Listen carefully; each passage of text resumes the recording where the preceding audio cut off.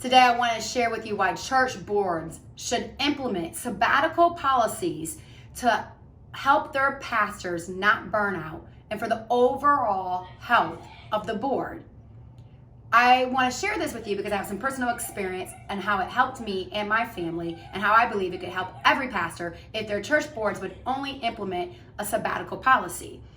Barna had a study that showed 38% of U.S.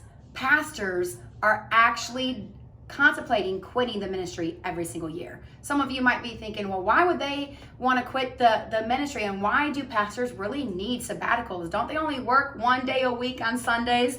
It reminds me of this funny meme that I found on the internet of what people think pastors do. Some people think that pastors just sit up and they lecture people all day long.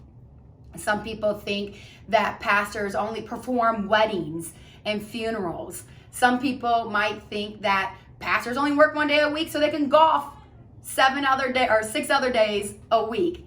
And in reality, a lot of times pastors are stuck after an event in the church and they're the ones vacuuming and cleaning the toilets because all the volunteers already left. That's funny, and we can laugh at that. However, the truth is, most pastors work between 50 and 60 hours a week, and they don't get very many times away to be refreshed. And after my husband and I were in ministry for 20 years, we took our first ever sabbatical. And in that time, we realized how important it was to take sabbaticals. We realized that this is something that's not just for us, but for other staff pastors at our church. And so we went to our board and we implemented a policy for sabbaticals. At our church, it works best that if you are a full-time pastor, that after 2 years of service, you get 1 month sabbatical. That is not your vacation time, but it is a sabbatical to be refreshed and replenished, and so that you could come back stronger. One of our board members had a hard time receiving this. He said, well, that is a waste of money and resources. And so I had to prove to him why it wasn't a waste of money and resources. And this is what I presented to him that changed his mind, and that I hope would change your mind if that's what you think today too. Number one, sabbaticals are biblical.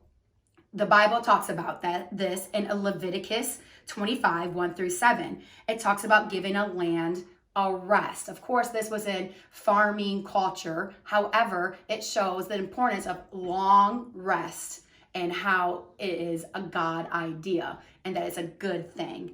Also, we realize that pastors also deal with mental health issues, just like the person sitting in the congregation. We have seen this on recent news with big pastors committing suicide. The National Institute of Mental Health shows that 1 in 5 adults will have a mental health crisis in any given year.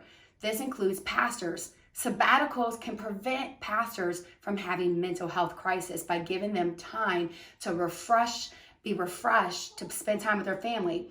It helped us during our sabbatical to research about why it's important to take a break and to get the help we needed.